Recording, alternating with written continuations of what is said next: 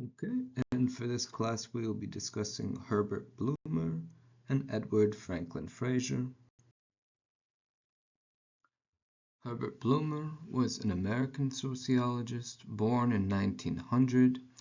He wrote Race Prejudice as a Sense of Group Position, the article we read for today's class. This article has been cited over 5,000 times as of today. The article remains one of the most frequently cited sociology articles in contemporary research.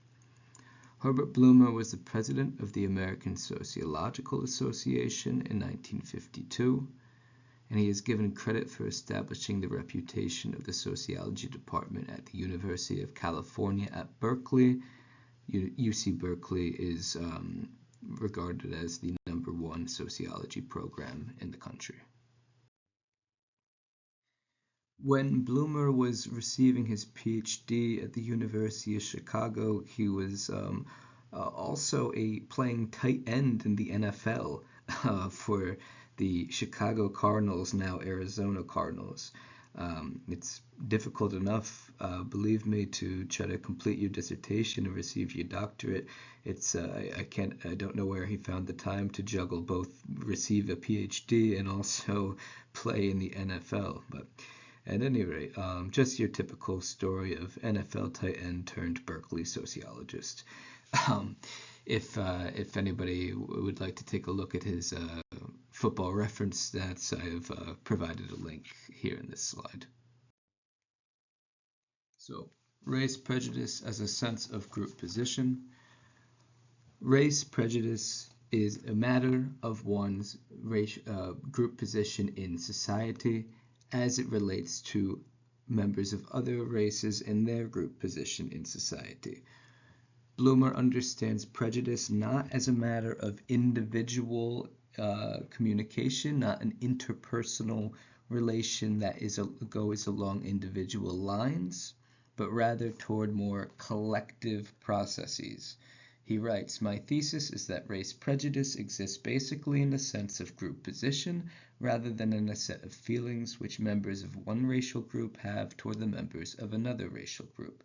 Later down the page, writing, "It also shifts scholarly treatment away from individual lines of experience and focuses interest on the collective process by which a racial group comes to define and redefine another racial group."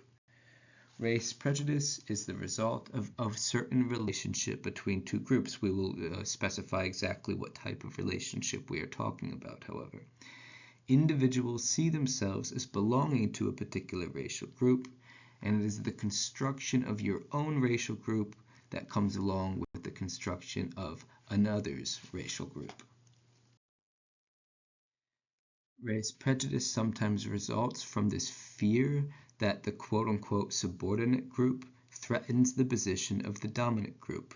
If a privileged group is enjoying certain privileges in society and they believe that an other group that has not been privileged is making some sort of advancement, some sort of progress in society, they will fear and become threatened from the subordinate group, for they think that their advancement is going to take away the privilege of their dominant position.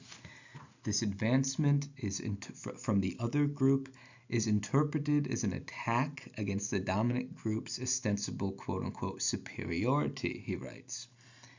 This sort of encroachment leads to emotional feelings toward individuals who are belonging to that group. The dominant group is fearful of the subordinate group's progress and is concerned with their group position in society. If they feel as if the subordinate group has left their rightful place, quote unquote, through this progress, then they feel emotionally threatened and fearful of this group, hence developing feelings of prejudice for this race. Prejudice is the result of a perceived challenge to one's own group position. If members of a dominant group have their power and privilege challenged by the progress of a subordinate group, then they will feel prejudice for that subordinate group. This type of progress can be both economic or symbolic. If there is an advancement, a progress made for the subordinate group in economic terms, whether that be income or competition for certain forms of employment, then the dominant group can feel racial prejudice toward those which pose an economic competition. There can also be a symbolic threat. Now, I should also mention this prejudice does not only apply to race, it can also apply to religion. If one believes that their religion used to be the dominant religion in their society, but that is fading. It could be language if they see that they're entering a multicultural society. It could pertain to values, and it could also pertain to race. Sometimes the size of the outgroup, if it increases, such as with concerns about immigration, for example, if the size of those quote-unquote outgroup members increase in a particular society, one might feel a symbolic threat that their social values and cultural values, whether that be pertaining to race, religion, language, or culture, are fading. Race prejudice involves a sort of abstract conception, a sort of umbrella category of a racial group. It does not believe that it is not as if the person perceives an individual who belongs to that racial group as an individual anymore.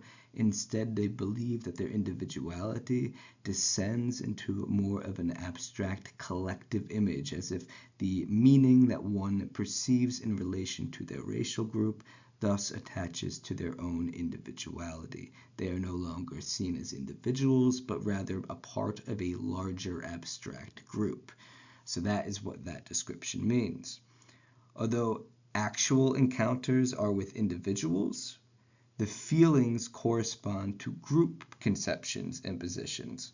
Group relations matter in terms of the forming of racial prejudice more than one's individual relations. And when individual contact does occur, it is thought of in terms of the relative group positions. Race prejudice, quote unquote, takes place in the area of the remote and not of the near, meaning that prejudice forms for those who are distant from you, who you are not in contact with. There's a sort of unknown that can arise, feelings of fear and threat, rather than if you are in contact with these individuals on a more frequent basis, then this fear and this threat will decrease, and the likelihood of race prejudice will also decrease. So that is what that description means. We now turn to Edward Franklin Frazier, who was born in 1894. Before turning to sociology, Frazier taught mathematics and French. He was later an instructor at Morehouse College, again another Georgia resident that we'll be covering this semester. His article, The Pathology of Race Prejudice, was a very controversial article. We're not reading that today, though we're reading a separate controversial piece that he wrote. This article, The Pathology of Race Prejudice, caused a negative reaction. He was arguing that racial prejudice is essentially a form of insanity. He was trying to pathologize prejudice. Frazier received his PhD from the University of Chicago. Frazier was the first African American president of the American Sociological Association. He had a different type of view than did Du Bois. There's something we had to leave out in this sociology class due to just because of the restraints of the amount of time we have, is that much of American sociologists in the first half of the 20th century claim that to be a truly scientific observer, one must be dispassionate rather than passionate. One must put aside their values and their emotions when engaging in sociological observation. Du Bois would challenge this. Du Bois did not think that that was true, and carried himself in a different manner in his research.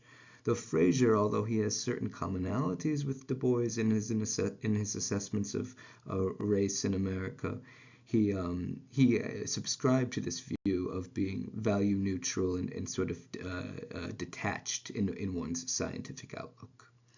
Frazier died in 1962. So he begins some of the opening pages in the Black Bourgeoisie by stating that there are two aspects of the Black Bourgeoisie: their objective economic conditions / social status, as well as the standards of behavior and values of this isolated social world.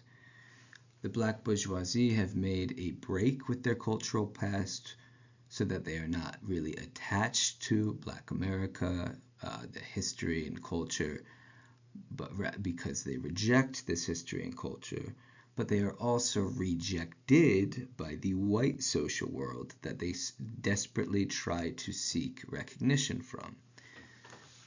Rejecting identifying with Black America on the one hand and suffering from the contempt of the white world on the other leads to feelings of inferiority and torment, so that they have escaped into a delusional world of make-believe, so says Frazier.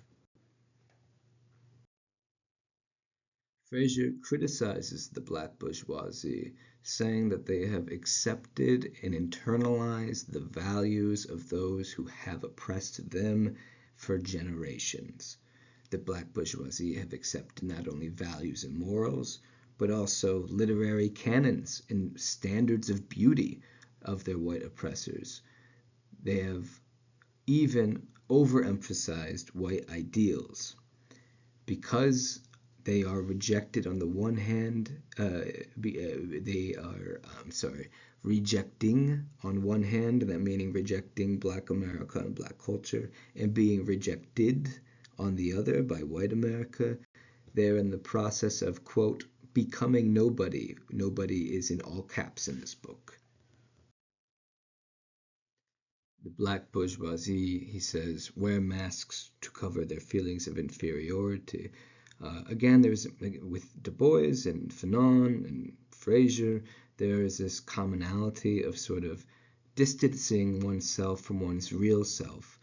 We saw it with Du Bois's double consciousness. We see it in the title of Fanon's Black Skins, White Masks. And we have a sort of white masking here with the Black bourgeoisie, says Frazier. Insecurity, frustration, feelings of inferiority dominate their inner lives because they don't accept themselves as part of what they are, that meaning a part of Black America, and they are also trying to climb up a ladder that they will never get to climb up, for the oppressor, the white man, will not accept them in a game that they are trying to be accepted in. There is thus a self-hatred, this feeling of not belonging, not really having a cultural home of any kind. And they demonstrate the self-hatred, he says, by depreciation of racial identification with Black America. He says that they have a quote-unquote pathological struggle for status, and they wish to be accepted by the white world, though the white world will never accept them, according to Frazier. There is, however, a sense of pride of being in the upper strata of Black America and having a disdain for what they see as a lower class of people of color. He interviewed some people for this study, the Black bourgeoisie, some of which even reported to him that they wished that they were white. There are self-descriptions of themselves being perceived as a quote-unquote child race, a less developed race, and a feeling that they, individuals a part of Black America, will need time to catch up with the efficiency of the white world. This type of self-understanding of being behind and not being as developed of a race is very flattering to the whites, and it's also revealing of their self-hatred. Being approved of by whites is seen as a mark of competence from the perspective of the Black bourgeoisie. He gets into more specifics in this chapter, saying that the black bourgeoisie women fear that there is a competition between themselves and white women for black men. In their view, there are not many eligible black men, and therefore those who are eligible should be married to black women. The other way around, however, if a white man were to marry a black woman, is seen from their perspective as being acceptable, and even seen as a demonstration of the woman's exceptional charm. This again demonstrates a sort of self-hatred, says Frazier. He uses a different example. Outside of these romantic relations, there is also the matter of academic relations, which was his world. In the academic world, he says, some black scholars do not attend conferences because they do not arrive in the fancy cars that white scholars might arrive in. He mentions a Cadillac as an example. He says that they are desperate to try to acquire wealth, and so they will go to illegal matters to do this so that they are able to flaunt their wealth. He says that black doctors, for example, will sell narcotics and perform illegal abortions. Frazier speaks with great disdain for the black bourgeoisie even more, saying that the black bourgeoisie are not particularly interested in the work that they do, and that they only engage in the work that they do to be able to acquire wealth that they could flaunt and show people that they have, to be perhaps accepted in the white world, or at the very least to go to the upper strata of black America. Frazier writes that the black bourgeoisie are quote-unquote generally dull people. He says that they don't read, they don't have interesting insights, they don't have passionate hobbies, they're materialistic, etc. The black bourgeoisie, he says, send their children to white schools with the hopes that they will be accepted by whites, and they repress any sort of hostility that they have toward whites. They then, he says, rechannel their hostilities away from whites, but toward other marginalized groups, such as Italians and Jewish people, who, by our standards, are Italians are considered white, and Jewish isn't a race, but a religion. But at the time, there was some ambiguity about Italians' racial classification, I should mention as a side note. Expressing hostility toward other marginalized groups, such as Italians and Jews, allows them to express the same hostility that whites are expressing. They get a chance to have a sort of unity with their oppressors who they desperately seek approval from. He writes that anti-Semitic views are in particular very common among the black bourgeoisie. The black bourgeoisie are also said to have a sort of a disdain for their roots. They speak negatively about Africans and African culture. They do not like it when African art or African sculptures are in houses. If they are of mixed ancestry, they will boast of their non-African ancestry and like being mistaken for, say, Puerto Rican or Middle Eastern, Indian, etc. Black scholars, he says, tend to reject the advice of other black scholars, revealing their sort of contempt for not only the black scholar who they are rejecting the advice of, but also a contempt for themselves is reflected in this rejection.